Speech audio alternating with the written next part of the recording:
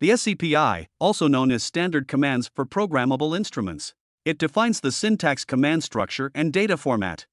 By SCPI, the instruments can realize automated operation. The Micsig Tablet Oscilloscope 3004 supports SCPI function. First, go to NI website to download and install NI Visa software.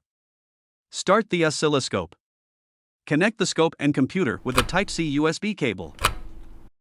Then we open PyCharm. Enter the sample code to run. We see the PyVisa module is missing. Go to Settings Search to install the module and run again.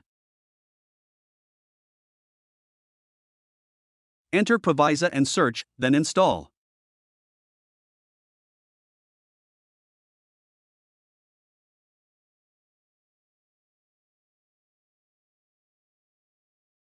After installed, run the code again. We can see the oscilloscope follows the instructions simultaneously, and we can get the amplitude results very easily. Let's look at the sample code.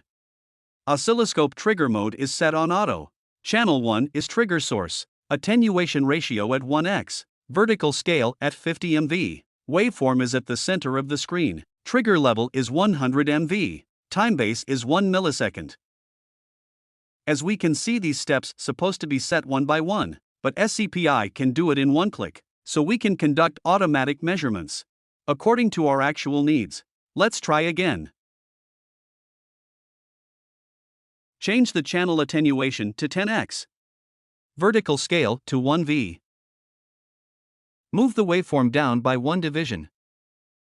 Trigger level set to 1.5V. Time base at 2 milliseconds. Open RMS. Output RMS and run.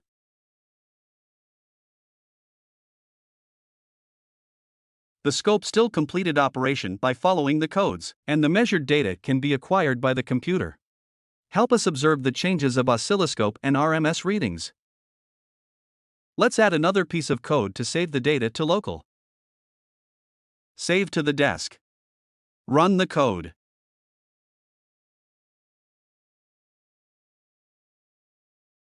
We can find it on the desktop after completed. Go to Micsig website to download 2 series files. You can find the SCPI command instruction. Write your own programs to complete your measurement requirements.